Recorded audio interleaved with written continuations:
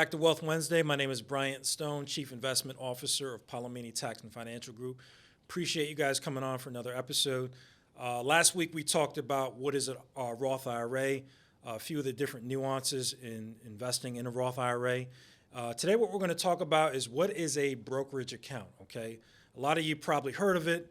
Some of you may have it. Some of you may not have it. Some of you may be scared to invest in a brokerage account. So a brokerage account is really simple. The main purpose of a brokerage account, obviously, is to invest in stocks, bonds, mutual funds, ETFs, to do a lot of different trading and things of that nature, primarily set up for investing. Now, one of the biggest benefits of setting up a brokerage account is that you have unlimited contribution. So unlike the traditional IRA, unlike the Roth IRA, there are no limits as far as what you can put inside a brokerage account, okay? Now, the money that you put into it, you've already paid tax on, so you don't have to worry about paying double taxation on that. Now, let's say if you have a brokerage account open and you have, X amount of shares in whatever stock it may be, and then you sell that stock because you want some money from it, what you're not going to be subject to is the 59.5 rule, whereas if you pull out money from a brokerage account before that point, you're subject to a 10% tax penalty.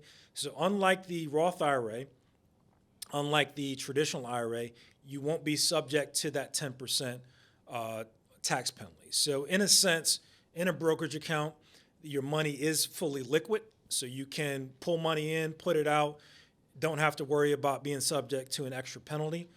Now, you will be subject to capital gains tax. So, whatever gains that you've had from the investments that were inside that brokerage account will be subject to capital gains tax. Capital gains tax is different from ordinary income tax. It's going to be taxed at a lesser percentage.